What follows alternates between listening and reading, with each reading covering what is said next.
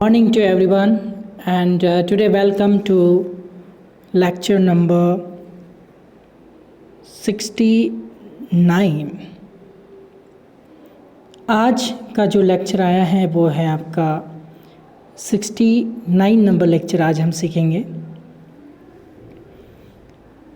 इसके लिए आपको पेज नंबर 71 ओपन कर लेना है और इसमें हम आज सीखने वाले हैं प्रैक्टिस 4, जो कि सिंपल फ्यूचर टेंस की जो प्रैक्टिस 4 है, जो टाइप 4 है, उसको हम सीखने वाले हैं, जिसमें इंटेरोगेटिव नेगेटिव यानी कि IN जिसको हम बोलते हैं, इंटेरोगेटिव नेगेटिव यानी कि टाइप 4 यहाँ पे आपको देखने को मिल रहा है।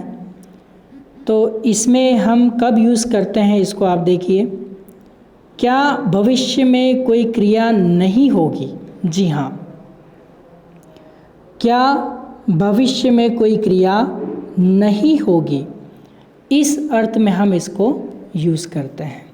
यानी कि इसके पहले वाला यूसेज आपने जो पढ़ा है उसमें है क्या भविष्य में कोई क्रिया होगी, और ये वाला है क्या भविष्य में कोई क्रिया नहीं होगी।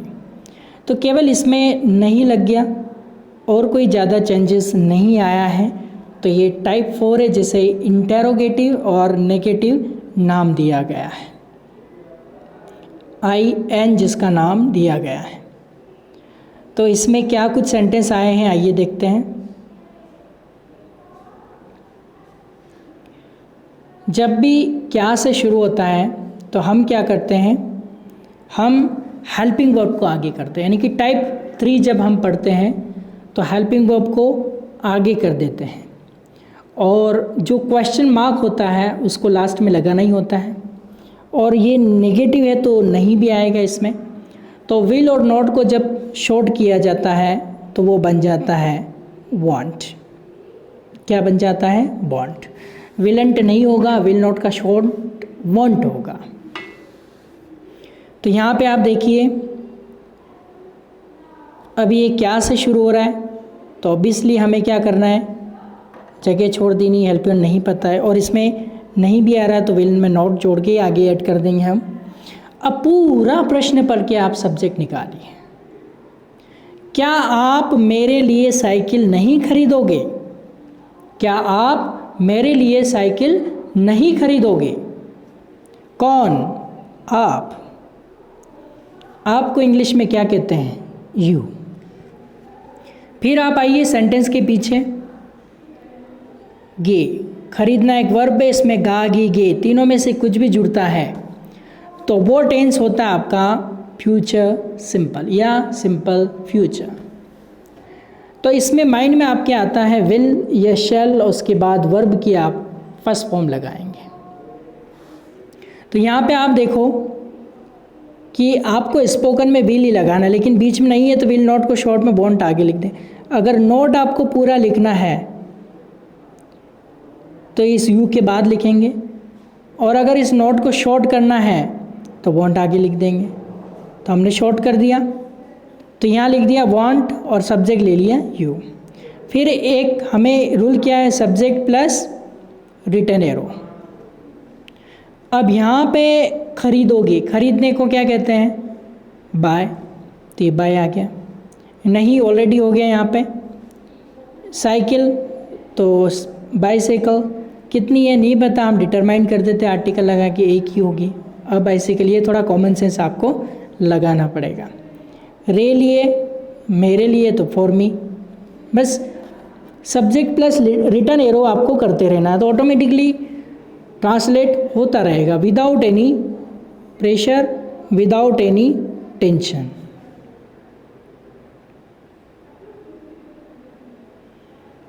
अगला जो है वो है क्या तुम मुझे तुम्हारा पता नहीं बताओगे? क्या तुम मुझे तुम्हारा पता नहीं बताओगे? अभी क्या से शुरू हो रहा है, हेल्पर आगे छोड़नी, नहीं पता जगह छोड़ दो। क्या भी आ रहा है और नहीं भी आ रहा है, इंटरगेटिव भी और नेगेटिव भी है, तो जगह छोड़ दी। अब गागी गे, पहले पूरा प्रश्न पढ़ो, सब्जेक्ट निकाल के रिटर्न एरो करना है। क्या तुम मुझे तुम्हारा पता नहीं बताओगे? कौन? तुम के लिए क्या आ जाएगा? यू आ जाएगा। फिर रिटर्न एरो यानी पीछे से आगे चलना है, गे तो विल, में नहीं जुड़ रहा है तो वॉन्ट हो जाएगा। फिर यू है ये, बताने को क्या कहते हैं? टेल, नहीं ऑलरेडी हो गया। पता, तुम्हारा पता, मुझे तुम्हारा पता, तो मी योर एड्रेस। कुछ नहीं किया आपने, सब्जेक्ट लेके और रिटर्न एरो कर दिया, तो ये ऑटोमेटिकली आपका हिंदी से इंग्लिश के अंदर ट्रांसलेट हो जाएगा। आगे चलते हैं।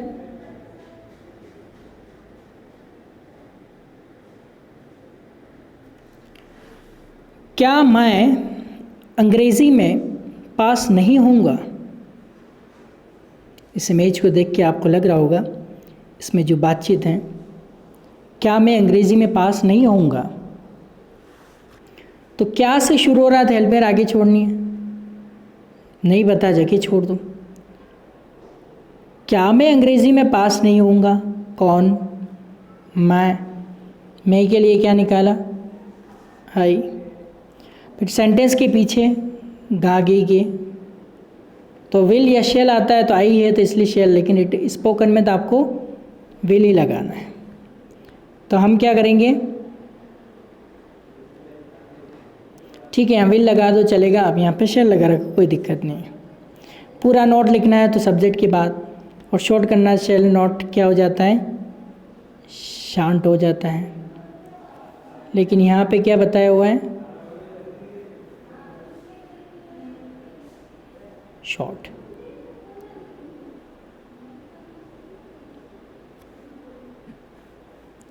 शेल आई नॉट हो गया, पास होने का पास ही है अंग्रेजी में, तो इन इंग्लिश, बस दैट्स इट, ये आपका ट्रांसलेट हो गया।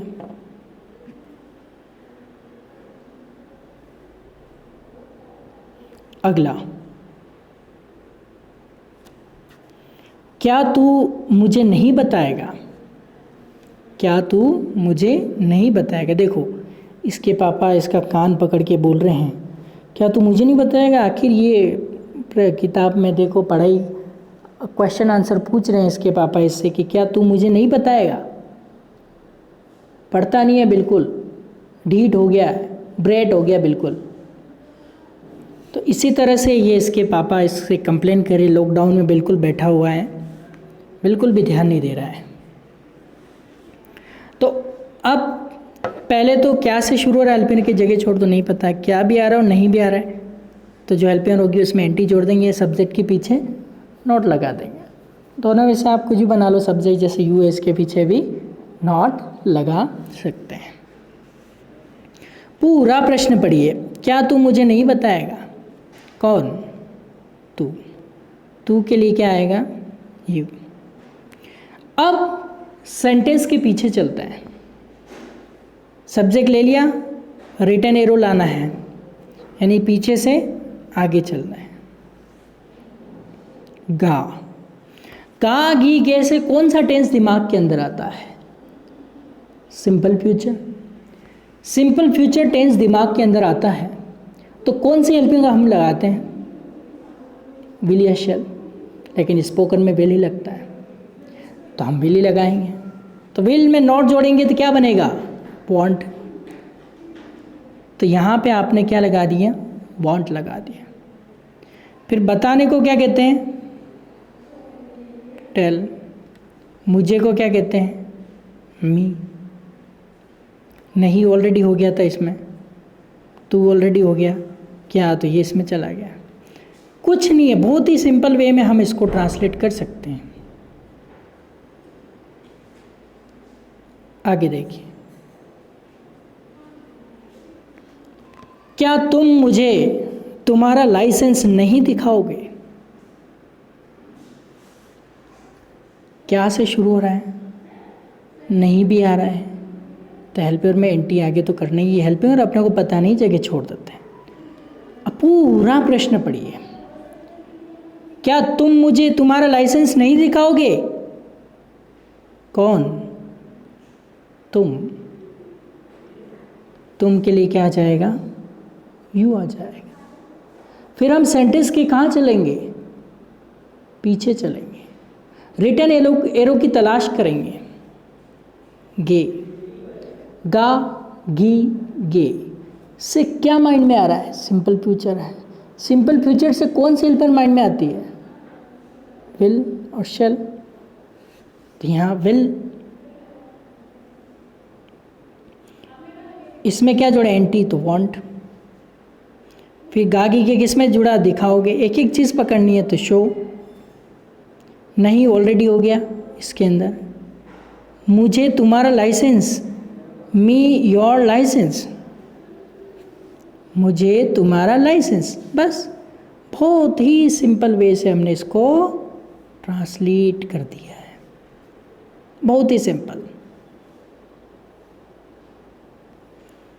तो कुछ नहीं करना है, सब्जेक्ट लेना है और रिटर्न एरो लगाना है। कुछ नहीं करना है, सब्जेक्ट लेना है और रिटर्न एरो लाना है।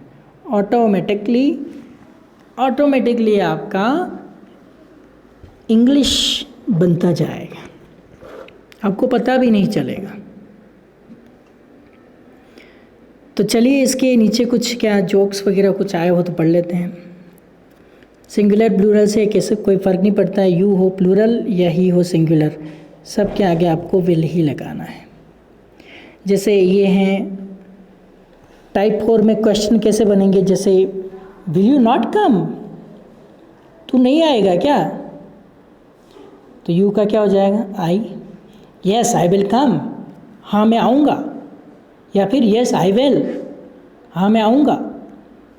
यहाँ पे कम को हम क्या कर सकते हैं? इरेज कर सकते हैं, गायब कर सकते हैं। Want he come, sorry want he play, क्या वो लड़का नहीं खेलेगा? ये वो लड़का नहीं खेलेगा क्या? तो हाँ कहना है यस ही विल प्ले, और मना करना है। अच्छा इसको शॉर्ट कैसे बोलेंगे? यस ही विल, और मना करेंगे no he will not play या नो ही वॉन्ट। इसी तरह ऊपर में no I will not come या फिर नो आई वॉन्ट। बहुत ही सिंपल है, बहुत ही सिंपल है।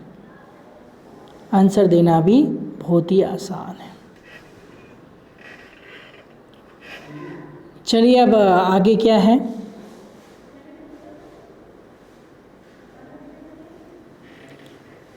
आगे हमारे पास जो जोक्स हैं उन जोक्स को देख लेते हैं एक बार, क्या कुछ जोक्स आए हैं। इसमें कोई मीनिंग हो तो आपको प्रॉब्लम करे तो मैं बता देता हूँ। One day one lady came to a doctor and said, "Thank you, doctor." एक दिन एक लेडी डॉक्टर के पास आई और कहा, धन्यवाद डॉक्टर साहब, आपको थैंक यू। तो डॉक्टर कहते हैं फॉर व्हाट, किसके लिए, किस चीज़ के लिए धन्यवाद देना चाहते हैं आप? तो लेडी कहती है योर नाइस ट्रीटमेंट, आपका बहुत ही बढ़िया इलाज है। ट्रीटमेंट मतलब इलाज, आपका बहुत ही बढ़िया इलाज इसके लिए। तो डॉक्टर कहते हैं but you aren't my patient, तुम मेरे मरीज नहीं हो, तो थैंक यू क्यों बोल रही हो? तो लेडी कहती है my mother in law was your patient, मेरी सासू माँ जो थी वो आपकी मरीज थी। शी एक्सपायर्ड लास्ट नाइट, वो पिछली रात को मर गई। शी वॉज वेरी रिच, वो बहुत ही अमीर थी। And I am her only heir मतलब उत्तराधिकारी, और मैं ही केवल उनकी उत्तराधिकारी हूँ। इसका मतलब तो लालची थी। तो ये जोक है। चलिए आगे चलते हैं। यहाँ पे आप देखिए सिंपल फ्यूचर का कोई सिंबल यहाँ पे नहीं दिख रहा है। ओके, कोई इशू नहीं। आगे चलते हैं। वाइफ और हस्बैंड के बीच की बात है। तो वाइफ कहती है, will you not love me as much as in January as you did in February. क्या तुम जनवरी में मुझे उतना लव केयर नहीं करोगे जितना आपने फरवरी में किया था? तो हस्बैंड कहता, oh why not, there are much more days in January. हाँ बिल्कुल करूँगा, जनवरी में बहुत ज़्यादा दिन होते हैं। तो ये जोक्स हैं। तो यहाँ पे आप देखिए कि विल आगे आ रहा है, तो ये और फर्स्ट फॉर्म आ रही है, तो ये सिंपल फ्यूचर टेंस है। और यहाँ पे क्वेश्चन मार्क आप लगा लीजिए, यहाँ पे प्रिंट नहीं हुआ है क्वेश्चन मार्क, आप लगा लीजिए। चलिए आगे चलते हैं।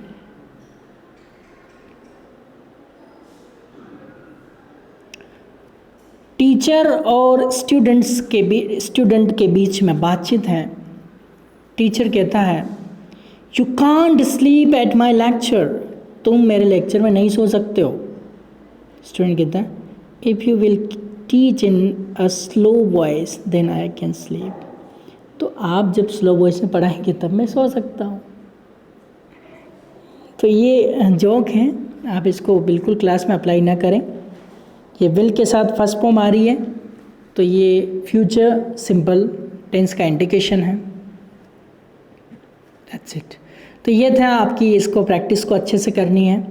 जोक्स भी हमारे लगभग फिनिश्ड होने आए हैं। टेंस के अकॉर्डिंग, टेंस में ही हमने जोक्स डाले थे।